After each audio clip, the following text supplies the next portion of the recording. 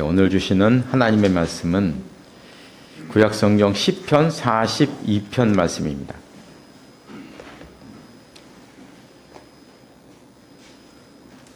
구약성경 832쪽, 제가 가지고 있는 성경 832쪽에 있습니다. 시편 42편 1절로 11절 말씀까지 한 절씩 교독하시겠습니다. 제가 먼저 42편 1절 말씀을 읽겠습니다. 하나님이여, 사슴이 시냇물을 찾기에 갈급함 같이 내 영혼이 주를 찾기에 갈급하니이다. 내 영혼이 하나님 곧 살아계시는 하나님을 갈망하니 내가 오늘에 나가서 하나님의 얼굴을 보았다. 사람들이 종일 내게 하는 말이 내 하나님이 어디 있느뇨 하오니 내 눈물이 주야로 내 음식이 되었도다. 내가 손에 성을 지키는 우리와 동면이라 기쁨과 감사의 소리를 내며 그들을 하나님의 집으로 인도하려니 이제 이 일을 기억하고 내 마음이 상하는도다. 내 영혼아, 내가 어찌하여 낙심하며 어찌하여 내 속에서 불안해하는가. 너는 하나님께 소망을 두라. 그가 나타나 도우심으로 말미암아 내가 여전히 찬송하리로다. 내 하나님이여, 내 영혼이 내 속에서 낙심되므로 내가 요단강과 대문과 이사야에서 주를 연도하리라. 주의 폭포 소리에 깊은 바다가 서로 부르며 주의 모든 파도와 물결이 나를 휩쓸었나이다. 낮에는 여호와께서 예인과 하늘을 펴시고 밤에는 그의 찬송이 내게 있어 생명이 하나님께 도하리라. 내 반석이신 하나님께 말하기를 어찌하여 나를 잊으셨나이까. 내가 어찌하여 원수의 압제로 말미암아 슬프게 다니나이까 하리로다. 내 뼈를 주시는 자같이 내 대적이 나를 비난하며 너희에게 말하기를 내 하나님이 어디 있느냐. 함께 보겠습니다. 내 영혼아, 내가 어찌하여 낙심하며 어찌하여 내 속에서 불안해하는가. 너는 하나님께 소망을 두라. 나는 그가 나타나 도우심으로 말미암아 내 하나님을 여전히 찬송하리로다. 아멘. 이 말씀 위에 하나님의 은혜가 함께 하시기를 바랍니다. 오늘 본문 1절에 보면 42편을 쓴 시인은 자기 자신을 가리켜서 사슴에다가 비유하고 있습니다. 사슴이 시냇물을 간절하게 찾는 것처럼 자기도 하나님을 간절하게 찾는다는 것입니다. 이 사슴의 종류는 제가 한번 찾아보니까요, 거의 250종류나 된다고 합니다. 상당히 많더라고요. 많습니다. 크게는 이제 한 두 종류로 나뉠 수가 있는데, 하나는 언덕에 사는 사슴이 있고 또 하나는 물가에 사는 사슴이 있다고 합니다. 우리나라에 서식하는 사슴, 보통 우리가 알고 있는 사슴은 그 언덕에 사는 사슴이고, 그 물가에 있는 사슴을 보려면 이제 동물원에 가면 우리가 이제 볼 수가 있습니다. 이 사슴은 또 몇 가지 특징이 있는데, 하나는 이 사슴이 동물 중에는 아주 약한 동물이기 때문에 반드시 무리를 지어서 다녀야만 하고요. 또 하나는 이 사슴이라는 동물이 다른 동물보다는 열이 많다 그럽니다. 열이 많아가지고 다른 동물보다 물을 더 많이 마신다는 것이 사슴의 특징이라고 합니다. 이 이스라엘 지방은 햇볕이 너무나 뜨겁고 물이 아주 귀한 지방입니다. 뭐 다 아시는 것처럼 그렇습니다. 이런 지방에 사는 동물들에게는 물이란 곧 자기의 생명이고, 특별히 물가에 사는 사슴은요, 훨씬 더 하겠죠, 당연히.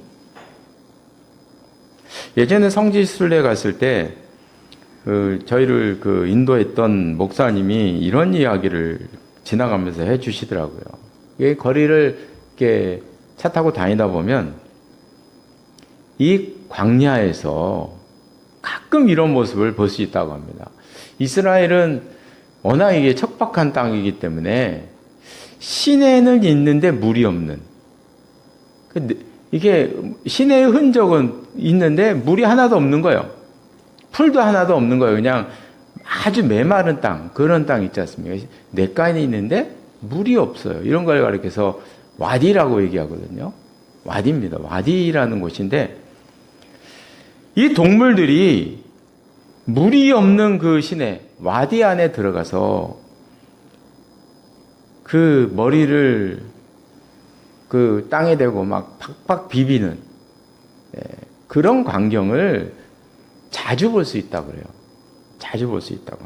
너무나 목이 마르니까 시내 안에 들어가서, 그 와디 안에 들어가서 자기 얼굴을 땅에 대가 막 부비는 거예요. 비비는 거예요. 그러는 것입니다. 시인은 자기 자신의 그런 처지를, 그런 사슴, 그러니까 와디 속에 들어가서 아무것도 없는 곳에 들어가서 자기 얼굴을 그 메마른 땅에 대고 막 부벼대는 그 사슴, 목마른 사슴, 그 사슴에 자기 자신을 비유하고 있는 것입니다. 그래서 오늘 본문의 이 내용은 인간이란 어떤 존재인가 하는 것을 아주 잘 나타내고 있는 비유입니다. 1절의 말씀이요. 사슴이 시냇물을 떠나서는 살 수가 없고 무리를 떠나서도 살 수가 없는 것처럼 우리 사람이라고 하는 존재는 하나님을 떠나서는 목이 마른 존재다. 시냇물이 말라버리면 목이 마른 것처럼 사람은 하나님을 떠나면 살아갈 수 없는 존재다 하는 것입니다. 하나님께서 물을 주시지 않으면 나는 목마를 수밖에 없는 그런 존재인 것입니다.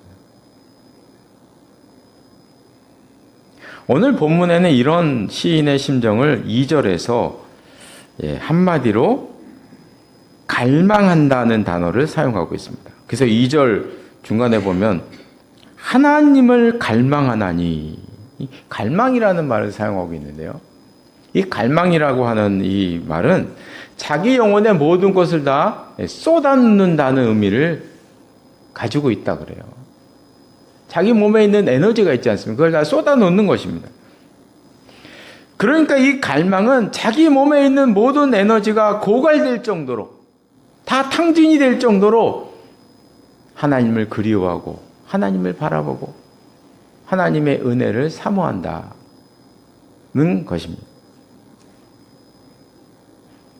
이제 3절에 보면 그렇게 갈망하는 시인의 모습이 등장하죠. 사람들이 종일 내게 하는 말이 내 하나님이 어디 있느냐 하오니 내 눈물이 주야로 내 음식이 되었도다. 아마 사람들이 시인을 놀렸나 보죠. 내 하나님이 어디 있느냐. 너가 믿는 하나님이 계시면 한번 내 눈에 보여봐라. 이런 이제 이야기들을 한 것 같아요, 보니까. 내 하나님이 있으면 좀 보여봐라. 흔적이라도 좀 알려줘라. 이렇게 이제 막 놀린 것 같아요. 그러니까 그런 말을 들었을 때 시인은 눈물을 흘렸는데 어느 정도의 눈물을 흘렸는지 주야로 음식이 될 정도의 눈물을 흘렸다고 기록하는 것입니다. 사실 우리들도 가끔 비슷한 말을 교회를 다니고 있으니까 가끔 듣지 않습니까? 그러죠? 하나님을 보여봐라. 그럼 내가 믿겠다. 차라리 술 취한 친구가 있으면 그 친구가 내 주먹을 믿어라. 그러면서 막 내 주먹을 믿어라. 이렇게 하는 친구들도 있었습니다. 우리 성도님들은 그런 말을 들을 때 어떠신지 모르겠어요. 어떻게 반응하십니까? 시인은 그런 말을 들었을 때 눈물을 흘렸는데 주야로 음식이 될 정도로 눈물을 흘렸다는 것입니다. 이 모습을 보면 이 시인이 얼마나 하나님을 사모했는지 그 사모하는 마음, 그러니까 뭐 갈망이라고 했는데 얼마나 하나님을 갈망하고 찾았는지 그 모습이 이 눈물 속에, 눈물이라는 단어 속에 우리가 다 느낄 수가 있습니다. 이런 시인의 모습을 우리가 가만히 살펴보면 이 시인에게는 어떤 사연이 있다 하는 것을 느낄 수가 있어요. 아니 보통 사람이 하나님이 어디 있냐 그러니 눈물이 주야로 음식이 될 정도로 웁니까? 그렇죠? 이건 분명히 이 시인에게 특별한 무슨 사정이 있다, 사연이 있다는 것을 느낄 수가 있는 것입니다. 그 사연이 4절 말씀에 나옵니다. 그래서 이 4절 말씀을 한 구절 한 구절 보면요. 내가 전에, 그러니까 시인이 오래전에 겪었던 그런 일을 말하는 것입니다. 내가 전에 성의를 지키는 무리와 동행하여 라는 말이 나옵니다. 성의를 지키는 무리와 동행하여 기쁨과 감사의 소리를 내었다. 이스라엘 사람들은 절기 때가 되면 예루살렘으로 올라가지 않습니까? 예루살렘 성전으로 이렇게 올라가잖아요. 절기 지키려고. 근데 이렇게 올라갈 때 그냥 아무렇게나 그냥 우르르 가는 게 아니고 이렇게 올라가는 데는, 예루살렘에 올라가는 데는 행렬이 있어요. 행렬의 순서가 있습니다.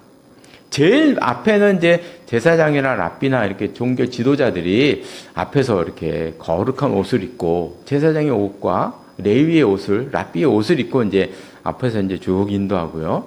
그 다음에는 악기를 키는 사람들, 찬양하는 사람들이 그 뒤를 따르면서 찬양을 하는 거예요. 악기를 부르면서 찬양을 하는 거예요.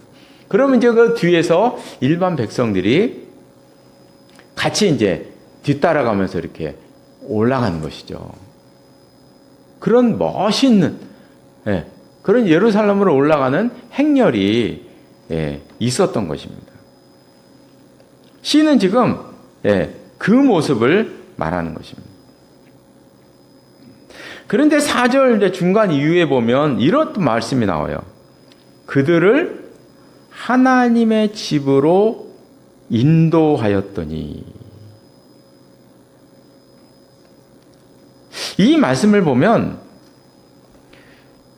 오늘 본문을 기록한 시인은 단순히 그 행렬에 참여한 일반 백성이 아니에요. 그 행렬을 인도하던 인도자였다는 것이죠. 그러니까 제사장이나 랍비나 아니면은 찬양 악기를 다루는 사람이나 찬양하는 사람이나 이렇게 백성 앞에서 인도했던 인도자였다는 것입니다. 인도자였다는 것입니다. 그거를 알 수 있는 또 그 말이 42편 그 맨 앞에 보면요. 1절 앞에 보면 가로 열고 있잖아요. 고라 자손의 마스길, 인도자를 따라 부르는 노래. 그러니까 이제 이 행렬을 쭉 가면서 이 노래를 불렀다는 거죠. 근데 보면 고라 자손의 노래라고 이렇게 돼 있어요. 이 고라 자손은 모세 시대부터 무슨 일을 했냐면요.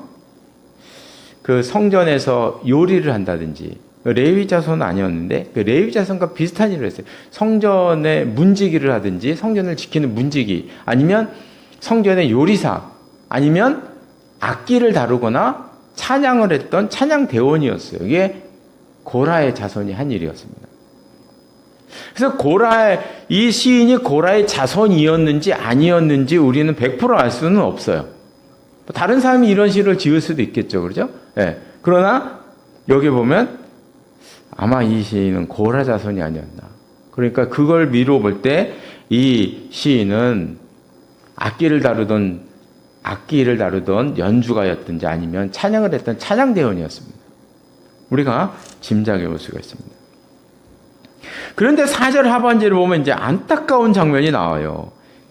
이제 이 일을 기억하고 내 마음이 상하는도다.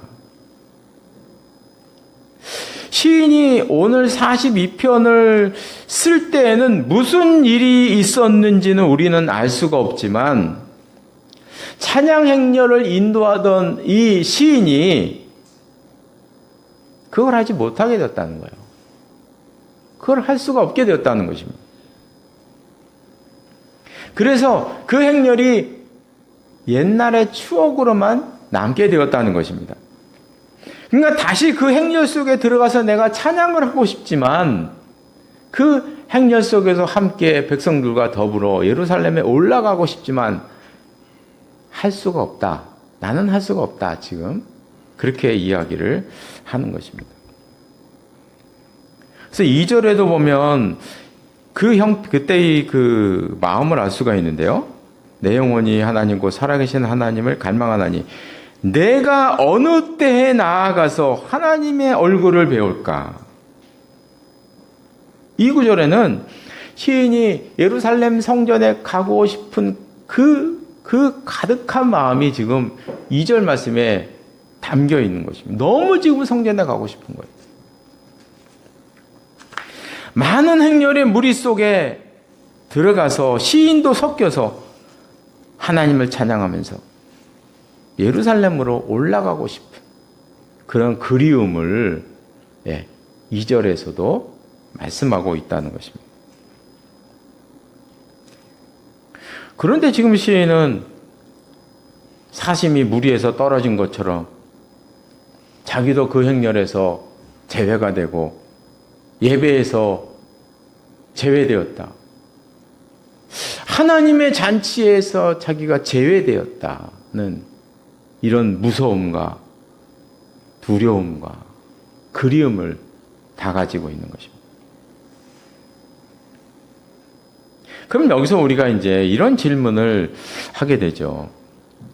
사람들을 성전으로 인도했던 시인이 왜 성전에 가지 못하게 되었을까?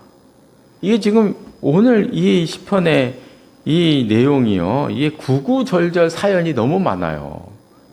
너무 깊은 사연이 있는 거예요. 그럼 도대체 이 시인에게 무슨 일이 있었길래 그 행렬에 들어가지 못하게 되었나? 어떻게 이렇게 성전을 가지 못하고 이렇게 그리워서 밤낮 눈물이 음식이 될 정도로 울고 이렇게 그리워만 하고 있는가 하는 거죠. 거기에는 이제 한 3가지 정도의 이유를 얘기를 합니다. 학자마다 이제 다르게 얘기하는데요. 가장 첫 번째는 아마 이 시는 포로 시대에 기록한 것이 아닌가 하는 견해가 있어요. 이 포로 시대는 이스라엘 역사에서 상당히 그 후대의 기록이죠, 그죠? 그래서 좀 진보적인 학자들 있잖아요. 약간 좀 진보적인 생각, 입장을 갖고 있는 학자들은 아마도 이건 포로 시대에 포로를 잡혀간 이스라엘인이 예루살렘을 그리워서 기록한 시다. 그러니까 시를 상당히 그 후대에 기록한 것으로 이렇게 보는 사람이 있습니다. 그러니까 시인이 바벨론에 포로로 잡혀갔으니까 당연히 성전에 갈 수가 없죠. 그리운 거죠, 성전이. 두 번째 의견은 아마도 시인이 심각한 그 병에 들었을 것이다. 이스라엘은 정결법이 있습니다. 정결법이 있어서 어떤 중한병, 문능병이나 이런 중한병에 걸리면 그 마을에서 쫓겨났어요. 쫓겨나서 그 마을 바깥에서 살았거든요. 그러니까 아마도 시인은 큰 병이 들어서 지금 마을에서 쫓겨나서 이 마을에서 쫓겨났으니 성전에 갈 수가 있나요? 갈 수가 없는 것입니다. 아마 그러지 않았겠느냐 하는 의견이 있고요. 마지막으로 3번째가 있습니다. 아마도 시인은 누명을 써서 멀리 유배 갔을 것이다. 누명을 써서 멀리 유배 갔으니까 성전에 갈 수가 없는 것이죠. 그래서 이 3가지 의견 가운데서 가장 그래도 설득력 있는 것은 3번째 의견입니다. 아마도 시인은 누명을 써서 멀리 유배 갔을 것이다. 이 유배지에서 이 시를 기록했을 것이다. 이렇게 얘기를 하고 있어요. 그래서 그 이유를 우리가 오늘 본문에서도 간접적으로 찾아볼 수 있는데요. 6절에 보면 이런 말씀이 나와요. 내 하나님이여 내 영혼이 내 속에서 낙심됨으로 내가 요단 땅과 헤르몬과 미살산에서 주를 기억하나이다. 내가 지금 헤르몬과 미살산에서 주를 기억합니다. 이런 말을 하고 있어요. 그런데 이 말씀은 이게 상징이 아니고 아마도 진짜 지금 시인이 헤르몬산과 미살산에 있는 것으로 우리는 해석할 수 있다는 거죠. 헤르몬산이 도대체 어디 있느냐? 그 이스라엘의 그 지도를 보면, 여기에 지금 희미합니다. 이제 희미한데 불이 좀 켜 있어서 이거 감안하고 보세요. 여기에 지중해가 있습니다. 지중해가 있고요. 그 이스라엘 땅이 이렇게 있죠. 이스라엘 땅은 그리기가 너무나 쉽습니다. 갈릴리 호수 그리고 밑에 사해 호수 그리고 쭉 그면 여기 요단강입니다. 그죠? 요단강. 그리고 사해 옆에 예루살렘, 베들레헴 있고요. 갈릴리 옆에 나사렛, 가버나움, 베사다 예수님께서 사셨고 활동했던 지역이 이렇게 나와 있습니다. 헤르몬은 바로 이 위에 있는 이스라엘 가장 꼭대기에 있는 산이 요 헤르몬산입니다. 미살산은 어디냐? 바로 이 헤르몬산의 한 봉우리로 이렇게 예상을 하고 있어요. 여기가 여기에 지금 시인이 가 있는 거예요. 여기에 가서 지금 유배당하고 있다고 이렇게 보고 있습니다. 이 헬몬산은 이스라엘 지방에서는 상당히 특이한 산입니다. 이 동네가 상당히 뜨거운 지역이잖아요. 그죠? 그런데 이 산에는요, 만년설이 있어요. 만년설이. 그래서 이제 헤르몬산을 보면 여기가 갈릴리 호수거든요. 갈릴리 호수는 이 헬몬산에서 흐르는 물이 들어와서 이렇게 모인 게 갈릴리 호수예요. 그 멀리 이렇게 헤르몬산이 보는데 이게 눈이에요, 눈. 만년설 눈이 이렇게 있는 산이에요. 특이한 산이죠, 이스라엘에서. 그래서 아주 특이하게 생겼기 때문에 이스라엘 사람들, 이 동네 사람들에게는 이 헤르몬산이 영산입니다. 영산. 우리나라 백두산 같은 아주 좀 신비에 쌓이는 그런 산이에요. 특별한 산입니다. 그 산에 지금 가 있다고 이렇게 보고 있는 거죠. 7절 말씀에 보면 이런 말씀도 나와요.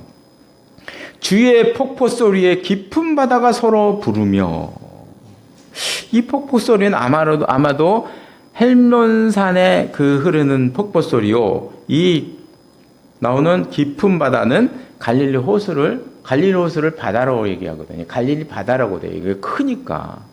그래서 이 바다는 갈릴리 바다를 말하는 것으로 이렇게 보고 있습니다. 그러니까 지금 이 시인이 이곳에 있기 때문에 갈릴리 호수 소리도 들리고 폭포 소리도 들으면서 이렇게 여기에 보면 이 물이에요. 헬몬에서 흐르는 물입니다. 그래서 저도 이쪽에 가봤는데요. 여기 가면요 깜짝 놀랍니다. 왜냐하면 세상에 척박한 땅인데 이스라엘은 물이 없는 지역인데 어떻게 이렇게 물이 많은가 깜짝 놀랄 정도의 물이 많이 쏟아져 흘러나와요. 헬몬산에서. 이스라엘 같지가 않아요. 여기는요. 비옥합니다. 그런 곳입니다. 지금의 이제 지도를 보면 이 지역의 특징을 보면요. 여기가 헬몬산이거든요. 가만히 보세요. 헬몬산을 중심으로 왼쪽에 레바논이 있고요. 이렇게 레바논. 오른쪽에 시리아가 있습니다. 헬몬산 밑에는 이스라엘이 있습니다. 그리고 여기서 약간 밑에는 축구 4강의 우리의 적 요르단이 여기에 있는 거예요. 이게 다 요르단입니다. 그러니까 이 헬몬산 여기를 기점으로 해서 세 나라가 붙어 있고요. 요르단까지 하면 네 나라가 붙어 있는 거예요. 그래서 옛날부터 이 헤르몬이 지금은 이스라엘이 지배하고 있지만 상당히 오랜 기간 동안 이방인의 지역이었죠. 당연히. 이스라엘은 글쎄요, 다윗과 솔로몬 시대 정도? 그런 정도에만 그 헤르몬산을 지배했지, 그 다음부터는 지배를 못했어요. 대부분 다 이방인 지역이, 그러니까 우리나라의 그 두만강 지역 같은 그런 지역이었어요. 두만강 그 여진족 거였잖아요. 그죠? 우리나라가 나중에 차지한 거죠. 그런 이제 지역이었다는 것입니다. 그러니까 이런 지역을 우리가 살펴보면 주위에 있는 사람들이 대부분 하나님을 알지 못하는 이방인이었다는 거예요. 이방인. 그러니까 3절 말씀에서 지금 이런 얘기예요. 사람들이 내 하나님이 어디 있느냐 놀리고 있지 않습니까? 그렇죠?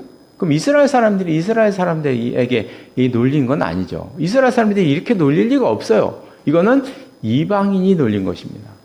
이방인이 이렇게 놀린 거예요. 이런 놀림이 시인의 마음속에 비수같이 들어온 것입니다. 그래서 10절 상반절에 보면 이런 말이 나와요. 내 뼈를 찌르는 칼같이 내 적이 나를 비방하여 늘 내게 말하기를 내 하나님이 어디 있느뇨 하도다.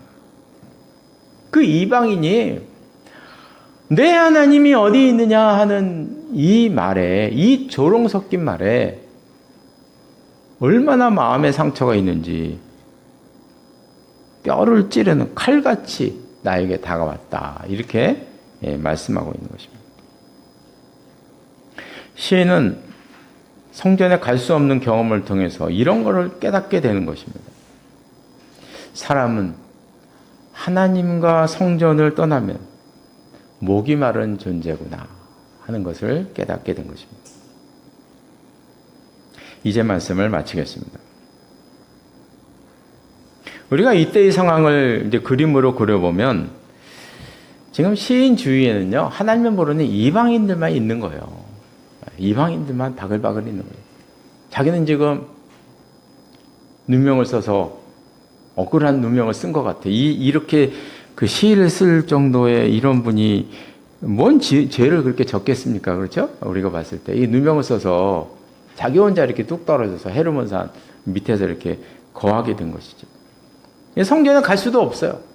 그러면서 옛날을 그리워하는 것입니다. 옛날에 자기가 찬양대원으로 찬양하면서 많은 백성들과 함께 성전에 오르던 그 광경을 너무나 그리워하는 거예요. 너무나 보고 싶은 거예요. 참여하고 싶은 거예요. 그러면서 목마른 사슴이 시냇물을 찾는 것처럼 내가 하나님을 찾습니다. 라고 신앙 고백을 하고 있습니다. 그러나 오늘 본문 5절과 11절에 보면 이 시인이 자기를 향해서 이렇게 얘기해요. 내 영혼아 내가 어찌하여 낙심하며 어찌하여 내 속에서 불안해하는가. 너는 하나님께 소망을 두라. 그가 나타나 도우심으로 말미암아 내가 여전히 찬송하리로다. 지금 시인은 주위에 자기를 위로할 사람이 없는 거예요. 누구 어디 가서 하소연할 수가 없어요. 자기를 도와줄 사람이 아무도 없는 것입니다. 그래서 자기가 자기를 향해서 얘기하는 거예요. 자기가 자기 영혼을 향해서, 자기 신앙을 향해서 이야기하는 것입니다. 하나님이 계시지 않느냐. 주위에 사람이 없어도 하나님이 계시지 않느냐. 자기 영혼을 향해서 내 영혼아 하나님을 바라봐라 이야기하는 것입니다. 그 힘든 상황에 자기가 매몰되지 않으려고 몸부림을 치면서 그런 이야기를 하고 있는 것입니다. 저는 이 하나님에 대한 목마름을 가진 이 시인을 보면서 오히려 부럽다는 생각을 해봤어요. 물론 이 처지는 너무나 안타깝고 그렇지만 이런 목마름을 가진 이 시인, 저도 예전엔 뭐 이렇게까지나 그랬을지 몰라도 간절함이 있고 목마름이 많았던 것 같은데 지금은 이런 목마름조차도 느끼지 못하며 사는 거 아닌가 하는 생각을 하면서 이런 목마름을 느끼고 있는 시인의 모습이 참 부럽다. 그 옛날의 그 모습을 상상하는, 저도 예전에 그 신앙의 추억이 많았는데 뭐 이런 생각을 하면서, 물론 이제 우리의 이 예배도 몇 년 지나면 우리에게는 상당한 또 추억이 되지 않겠어요, 그죠? 그러겠지만 이런 목마름조차 느끼지 못하며 사는 게 아닌가 하는 생각을 해봤습니다. 그래서 바라는 것은 우리 모두가 오늘 본문의 이 시인처럼 하나님의 은혜에 목말라 하는 이 목마름을 또 간직해서 하나님을 간절히 찾는 우리의 모습을 회복하시기를 바랍니다. 기도하시겠습니다. 하나님 아버지, 시인이 성전을 갈 수도 없는 상황 속에서 믿음을 잃지 않으려고 몸부림을 치는 그 모습을 보았습니다. 하나님 아버지, 저희들도 시인처럼 영혼의 간절함을 잃지 않게 하시고 우리가 있는 자리에서 하나님을 찾으며 살아가는 저희들 될 수 있도록 인도하여 주시옵소서. 예수님의 이름으로 기도드리옵나이다. 아멘.